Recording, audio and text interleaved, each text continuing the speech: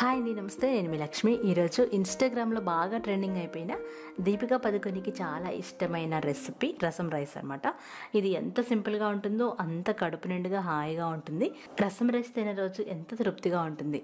మీరు తప్పకుండా ట్రై చేసి టేస్ట్ చేయాల్సిన రెసిపీ. ఈ రెసిపీ చేయడం కూడా చాలా చాలా ఈజీ అనమాట. ఫస్ట్ ముద్ద వచ్చేసి రసంతో, సెకండ్ ముద్ద వచ్చేసి వడియాలతోటి, మూడో ముద్ద వచ్చేసి అందులో ఉన్న ఎండుమిరపకాయతోటి తిన్నారంటే ఆదిరిపోతుంది టేస్ట్. అచ్చమైన సౌత్ ఇండియన్ రెసిపీ అనమాట. మీరు తప్పకుండా ట్రై చేసి తీరాల్సిన రెసిపీ. మరి లేట్ చేయకుండా వీడియోలోకి వెళ్ళిపోదాం.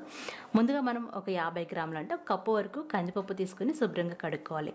కడుక్కున్న తర్వాత అందులో 3 వంతుల వరకు నీళ్లు పోసుకోవాలి. అంటే 3-4 వంతులు కూడా వేసుకోవచ్చు.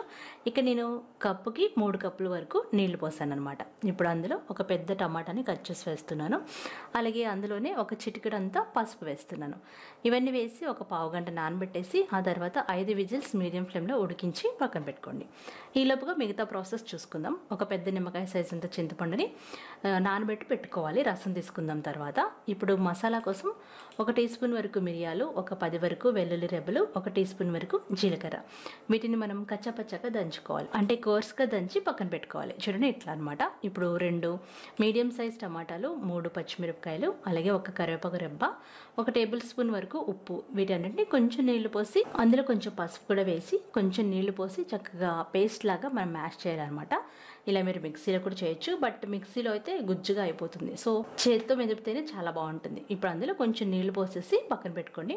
అలాగే మనం ఇందాక నానబెట్టి పెట్టుకున్న చింతపండుని కూడా గుజ్జు తీసేసి పక్కన పెట్టుకోండి. ఇప్పుడు మనం నెక్స్ట్ ప్రాసెస్కి ఈజీగా ఉంటుందన్నమాట. ఇలా పక్కన పెట్టేసుకున్న తర్వాత మనం ఆల్రెడీ ఉడికించి పెట్టుకున్న పప్పు ఉంటుంది కదా, దాన్ని ప్రెజర్ పోయిన తర్వాత మూత తీసేసి చక్కగా మ్యాష్ చేసుకోవాలి.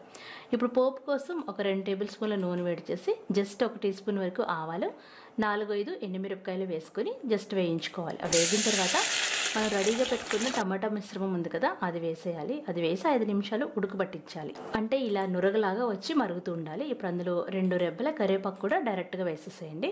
ఇలా చక్కగా మరుగుతున్నప్పుడు ఉడికించి పక్కన పెట్టుకున్న కందిపప్పు ఉంది కదా, అది మొత్తం వేసేయాలి.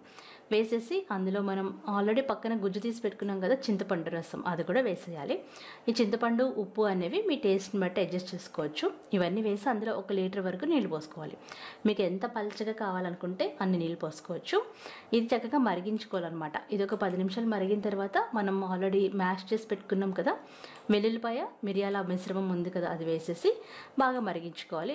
10-15 నిమిషాలు మరిగించిన తర్వాత అందులో కొంచెం కొత్తిమీర, కొంచెం ఇంగువ వేసేసి 10 నిమిషాల వరకు మరిగించుకోవాలి. చక్కగా మరిగి ఇల్లంతా గుమగుమలాడుతూ భలే టేస్ట్గా ఉంటుందండి. మీరు తప్పకుండా ట్రై చేయాల్సిన రెసిపీ. మీకు మంచి కలర్ఫుల్గా కావాలనుకుంటే ఆఖరిగా 1 టీ స్పూన్ వరకు కారం వేసుకోండి. కారం వేయకపోయినా పర్వాలేదు. అంతే, ఎంతో టేస్టీగా ఉండే ఈ రసం లేదా కళ్యాణ రసం రెడీ అయిపోయింది. దీన్ని మీరు సర్వ్ చేసుకోవచ్చు. డైరెక్ట్గా మీరు ఏదైనా సైడ్ డిష్తో కూడా ఇలా రసం రెడీ చేసుకోవచ్చు. దీన్నే సింపుల్గా కళ్యాణ రసం అని కూడా అంటారు. దీన్ని చక్కగా వడియాలతో సర్వ్ చేసుకోవచ్చు. ఇక్కడ నేను రసం రైస్ చేస్తున్నాను కాబట్టి ఈ స్పెషల్గా ఉండే వేడివేడి అన్నంతో ఈ రసాన్ని మనం సర్వ్ చేస్తాం అనమాట. డైరెక్ట్గా మనం వేడివేడి అన్నం మీద రసం పోసేసి చక్కగా సర్వ్ చేస్తామంటే సూపర్ టేస్టీగా ఉంటుంది. ఇన్స్టాగ్రామ్లో ఫుల్ ట్రెండింగ్ అనే రెసిపీ మీరు తప్పకుండా ట్రై చేసి చూడండి. చాలా చాలా బాగుంటుంది. ఆ రోజు అంతా చాలా తృప్తిగా ఉంటుంది. మరి వీడియో నచ్చితే లైక్ చేయండి, షేర్ చేయండి. మరొక మంచి వీడియోతో మళ్ళీ కలుద్దాం. బాయ్.